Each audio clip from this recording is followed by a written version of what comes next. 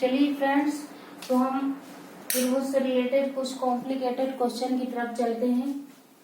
पहला क्वेश्चन दिया हुआ है, त्रिभुज की भुजाओं का अनुपात 3:4:5 एंड त्रिभुज का क्षेत्रफल 216 सेंटीमीटर स्क्वायर है। त्रिभुज की परिमिति ज्ञात कीजिए। जैसे कि मैंने आप लोगों को बताया था, परिमिति का मतलब परिमाप ही होता है। इसमें आप लोग बहुत ज्यादा कंफ्यूज मत होइएगा। आइए देखिए इसको कैसे सॉल्व करेंगे। त्रिभुज की भुजाओं का अनुपात दिया हुआ है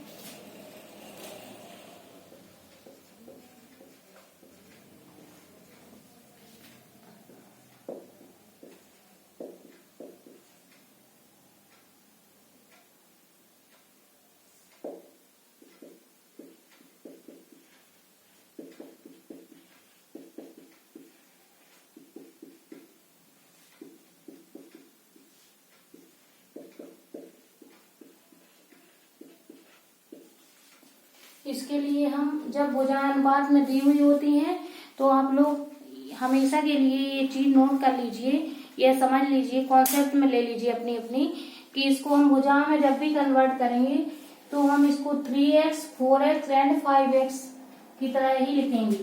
तो तब त्रिभुज की भुजाएं is equal to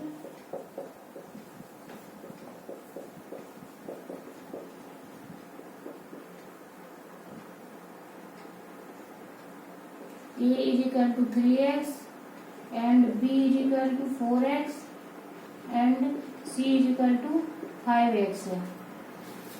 A, B और C लिखने से ही आप लोग समझ गए होंगे कि इसमें कौन सा फॉर्मूला यूज करेंगे हम। √s इंटू एस माइनस ए इंटू एस माइनस सी। तब हम इसके अर्ध परिमाप के लिए s निकालेंगे सबसे पहले। तो a plus B plus C by 2। A दिया हुआ है 3x, बी दिया हुआ है 4x, सी दिया हुआ है 5x। अब हम इसकी वैल्यू को यहाँ पर पुट कर रहे हैं।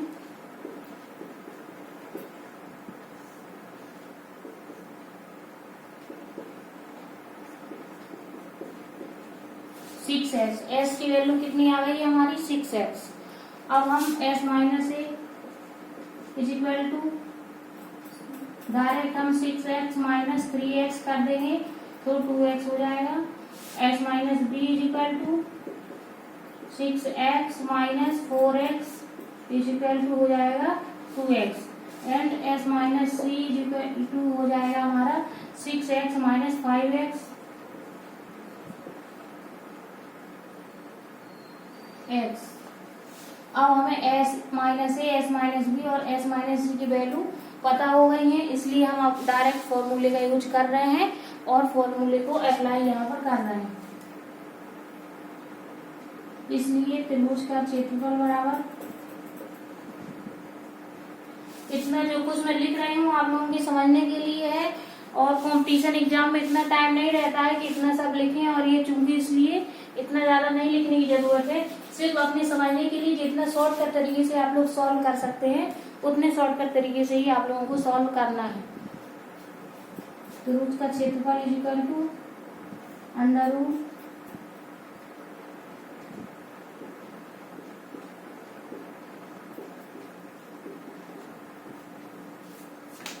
एंड क्वेश्चन को हम अगेन पढ़ेंगे। और त्रिभुज का क्षेत्रफल हमें दिया हुआ है 216 सेंटीमीटर स्क्वायर, और इधर से भी हमको त्रिभुज का क्षेत्रफल मिल जाएगा। वो भी हमको कैसे मिलेगा, x के पदों में मिल जाएगा। तब हम सॉल्व करके x की वैल्यू को फाइंड कर लेंगे, और जब हमें x पता चल जाएगा, यानी कि जो ये भुजाओं का अनुपात दिया है जो हमने x अनुपात के साथ लिया हुआ था, जब हमें x पता चल जाएगा तो भुजाएं बड़ी ही इजिली हमें पता चल जाएंगी। और जब भुजाएं हमें बड़ी इजिली पता चल जाएंगी तो परिमिति यानी कि परिमाप, तीनों भुजाओं का योग बड़े ही आसानी से हम लोग ज्ञात कर सकते हैं। आइए देखिए,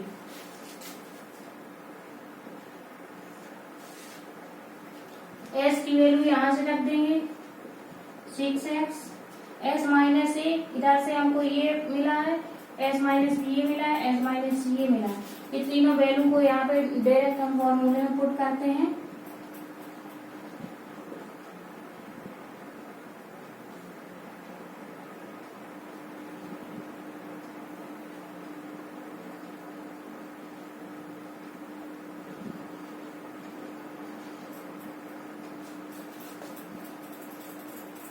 इसको सॉल्व करेंगे तो ये हमारा आ जाएगा 36x⁴, यानी कि यहाँ पर सॉल्व करने पर 6x²।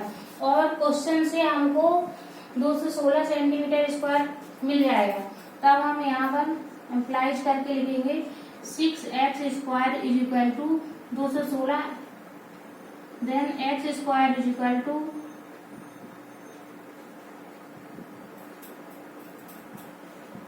36, देन x = आ जाएगा हमारा 6,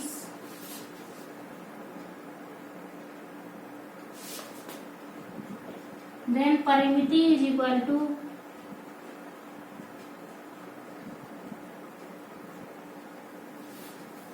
ये परिमिति, ये जो अर्ध परिमाप आया है इसका दुगना कर देंगे हम, या फिर डायरेक्ट परिमिति = आ जाएगा a + b + c = ए दिया हुआ है हमारा 3x, ये वैल्यू यहाँ पर पुट कर देंगे 3x + 4x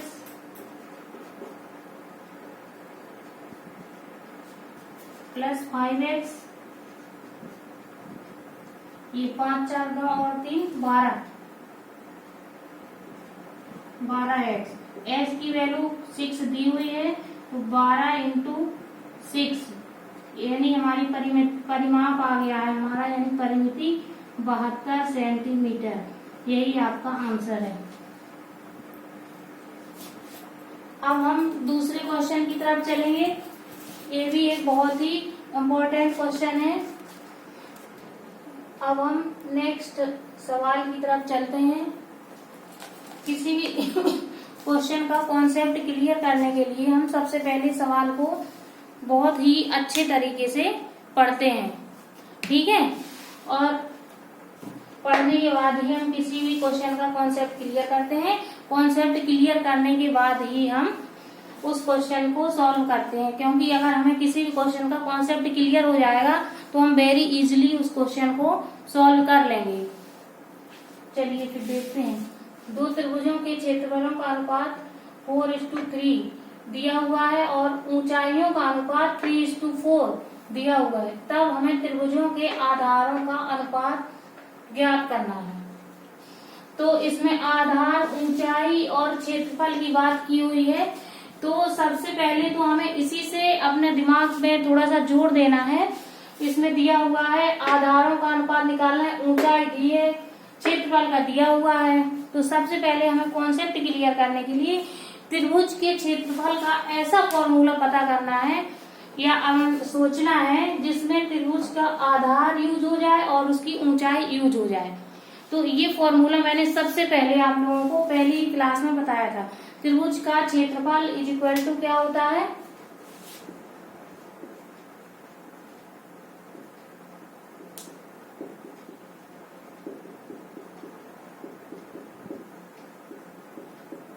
एक बटा 2 इंटू आधार इंटू ऊंचाई। इस फॉर्मूले से हम इस क्वेश्चन को सॉल्व कर लेंगे बड़ी ही आसानी से। आइए देखते हैं कैसे हम इसको सॉल्व करेंगे। इम्प्लाई दैट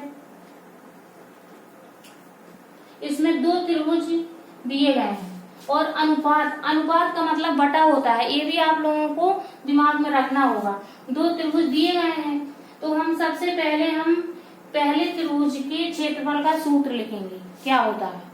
तो सबसे हम पहले वाले त्रिभुज का क्षेत्रफल, इसमें दो त्रिभुजों का क्षेत्रफलों का अनुपात दिया हुआ है, यानी 4 और 3 दो त्रिभुजों के क्षेत्रफल का अनुपात दिया हुआ है।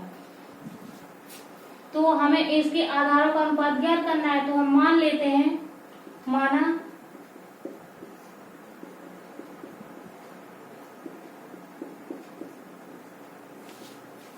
त्रिभुजों के आधारों का अनुपात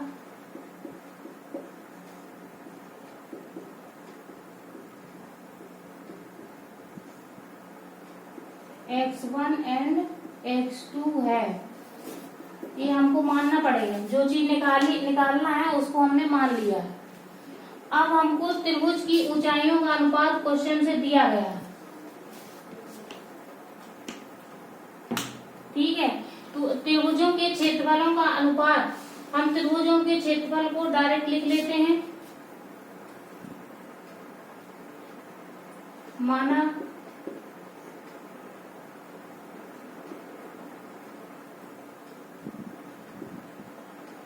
पहले त्रिभुज का क्षेत्रफल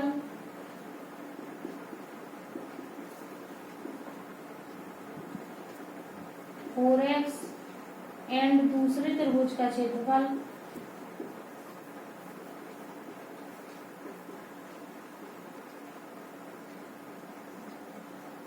3x है।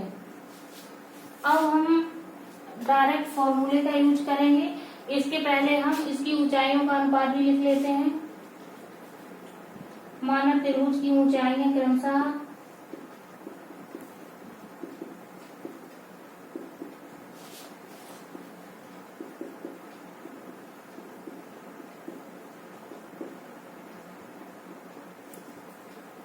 थ्री वाई एंड 4y है। आइए अब हम फॉर्मूले का यूज करने वाले हैं। पहले त्रिभुज का क्षेत्रफल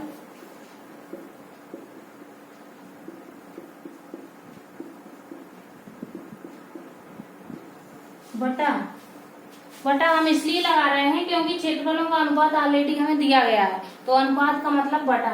तो पहले त्रिभुज का क्षेत्रफल बटा दूसरे त्रिभुज का क्षेत्रफल, और ये हमको दिया गया है 4y3। ये देखिए डायरेक्ट 4y3 हम लिख सकते हैं, या फिर जो मैंने यहाँ पे लिखा है 4x और 3x भी लिखा है, तो अगर हम यहाँ पे 3x और 4x लिखेंगे तो x ऑलरेडी ही कट जाएगा। तो इसलिए ये लाइन अगर हम नहीं भी लिखते हैं तो चल जाएगा, लेकिन मैंने ये लाइन आप लोगों के समझने के लिए लिख दी थी। अगर आप ये लाइन नहीं भी लिखते हैं तो ये बहुत ही आसानी से चल जाएगा, क्योंकि जो मैंने यहाँ पे 4x और 3x माना था, तो अगर यहाँ 4x और 3x लिखेंगे तो x ऑलरेडी ही कट जाएगा। अब हम डायरेक्ट फॉर्मूले का यूज कर लेते हैं।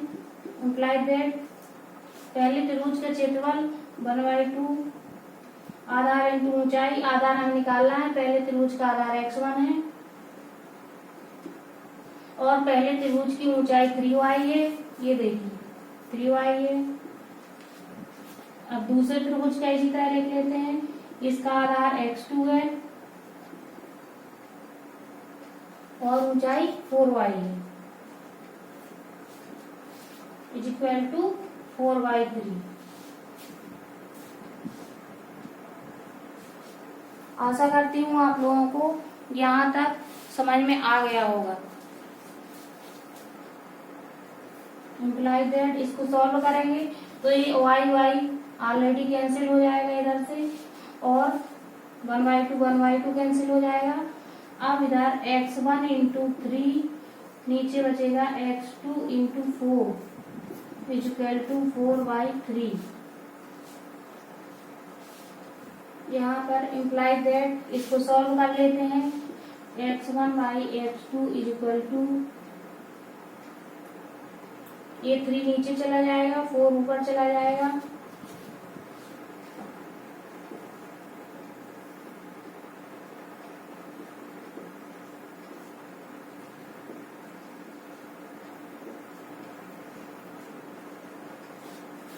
और ये x1 और x2 हमने जिसको माना था और जो कुछ पूछा गया है आधारों का अनुपात, वही हमारा आंसर है। x1 by x2 is equal to मतलब आधारों का अनुपात त्रिभुज के 16/9 है। यही हमारा आंसर। Thank you. अब मैंने आप लोगों को 2 कॉम्प्लिकेटेड क्वेश्चन बता दिए हैं, और आगे भी मैं आप लोगों को इसी तरह के कॉम्प्लिकेटेड क्वेश्चन लेकर के आऊंगी। लेकिन इससे पहले एक बहुत ही जरूरी काम आप लोगों को करना है, क्योंकि बहुत सारे लोग वीडियो को देख लेते हैं, इसके बाद चैनल को सब्सक्राइब नहीं करते हैं।